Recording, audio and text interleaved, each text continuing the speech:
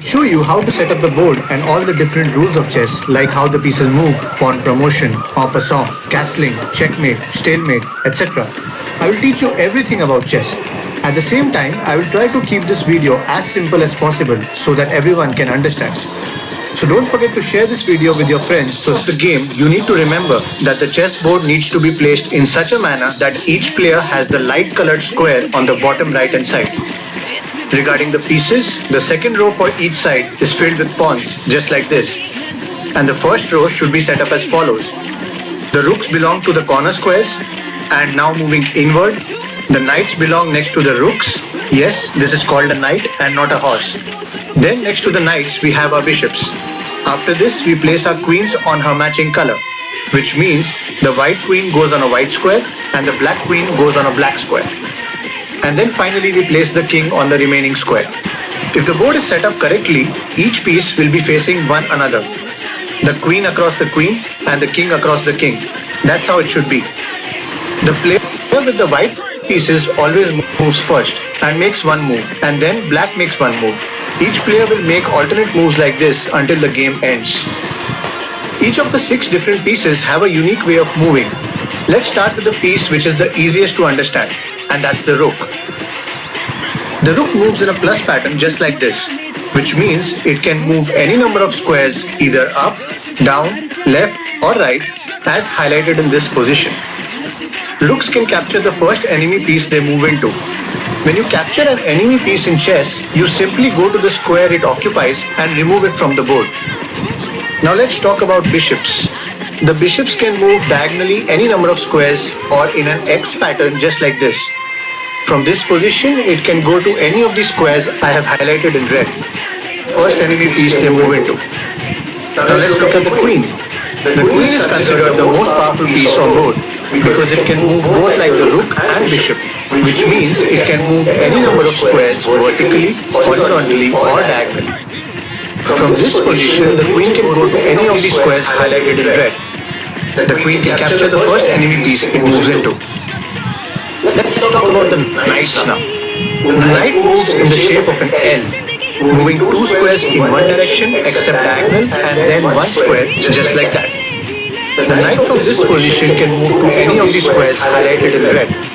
The knight is the only piece that can jump over other pieces, meaning if there are any pieces here right next to the knight, he can simply jump over those pieces and move.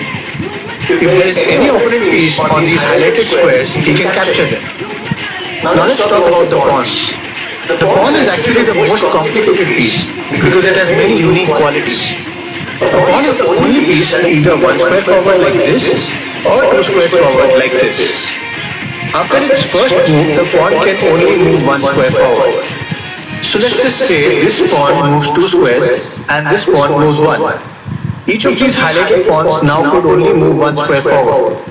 Now, if white moves this pawn 2 squares forward like this, and black also goes 2 squares, you might be thinking that this white pawn can now capture this black pawn.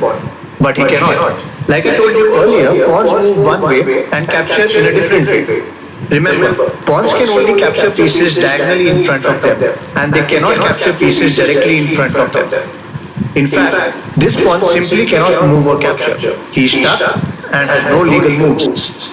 However, this pawn does. This pawn can move forward like this, or he can capture 1 square diagonally like this. Now you know that pawns only move forward and they never move backwards. But what's going to happen if this pawn gets all the way down to this back rank or row? Or if any of these black pawns get down to this back rank? Well, what happens is something called pawn promotion. And what that means is that the pawn simply turns into a queen, rook, bishop or a knight. You can promote it to any of these 4 pieces. It's completely your choice. Now let's talk about the most important piece, and that is our king. The objective of chess is to checkmate the king. The king is priceless because if you lose the king, you simply lose the game. The king moves 1 square at a time in any direction. From this position, he can go to any of these squares highlighted in red. Whenever a move results in the opponent's king being threatened, then the attacking player must say check. So the term check simply refers to the king being attacked. For example, in this position, it's black to move. And if the rook goes to e8, then the white king is in check. He's being attacked and he needs to do something about it. When you're in check, there are three ways you can try to get out of it. You can try to move to a safe square, or block the check, or simply capture the checking piece. In this position, white can do all three. He can move to a safe square. All of these squares I have highlighted are safe. The king can move to any of these. You can also block the check, and by block, I mean to place a piece in between the checking piece and the king. Here you can block the check with your bishop, just like this. Or you can capture the checking piece like this. So again, from this position, white can do all three of those. He can move to a safe square, block the check, or capture the checking piece. If you are in check and there is no way to protect the king, then the attacking player declares checkmate. The game is over and he wins. For example, in this position, if the black rook moves to h1, white is checkmate. He is in checkmate because he cannot move away to a safe square, he cannot block the check, and he cannot capture the checking piece as well. He cannot go to any of these three squares because the black king guards them. He cannot go to any of these two squares because the black rook guards them. The bishop is not in a position to capture the rook, and nor is the bishop in a position to block the check. For these reasons, the king is in checkmate and the game is over. Sometimes a chess game can also end in a draw. Let's first look at a draw by stalemate. In this position, if the queen moves to g3, this is considered a stalemate position or a drawn position. Stalemate occurs under the following conditions. It's your turn to move, your king is not in check, and you have no legal moves for any of your pieces. In this position, it's white to move, white is not in check, and has no legal moves. All three of these squares are covered by the black queen, and this pawn is also not able to move. This is an example of a stalemate position. Now the game can also be drawn by insufficient material. If it's a king and a knight versus a king, there's no way to win and the game is drawn. Similarly, if it's a king versus a king and a bishop, this too is a draw. And of course, if we are down to just king versus king, the kings cannot move next to each other and the game is a draw. Now let's talk about the 50-move rule. This is a position neither side is likely to win, and a draw is usually agreed upon. However, even if the game continues, the game will most likely still end as a draw, but this time by the 50-move rule.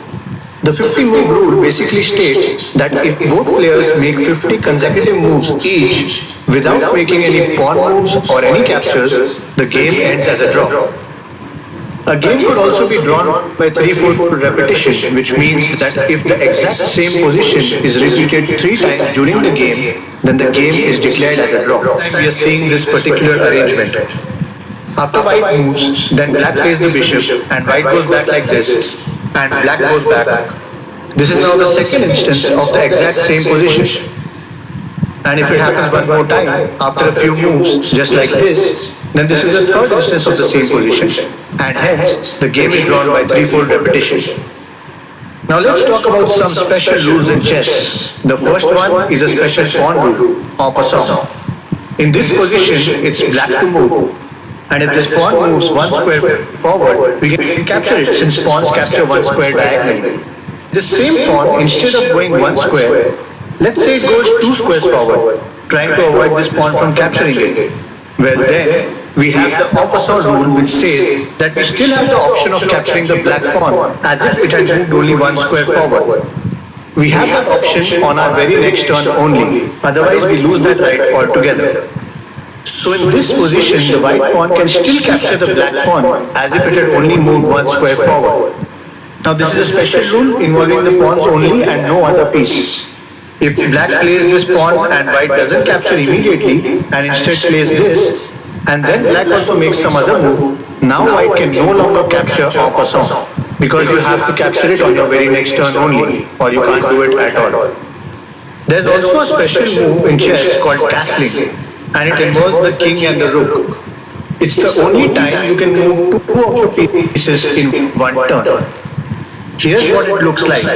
In this position, white can move the king 2 squares towards the h rook, and the rook is now going to be placed on the other side, right next to the king.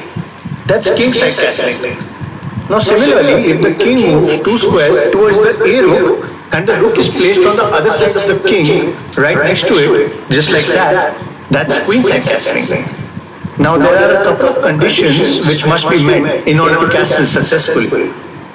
It must be the king's first move, it must be that rook's first move, and there should not be any pieces in between the king and the rook. Those are just a couple of the basic conditions. However, there are two more conditions. In this position, black rook is on e5 and the white king is in check. And when you are in check, you cannot castle out of check. That is one rule that you must follow. Here's another one. You also cannot castle through check. In this position, for example, white cannot castle queenside since the rook is controlling this square. So you need to remember both these conditions. You cannot castle when you are in check and you cannot castle through check. Let me know in the comments if you have any questions on the rules of chess. Also let me know if I have missed out on something. Hit the thumbs up if you like this video and don't forget to subscribe for more such chess videos. Thanks for watching and I shall see you in my next video.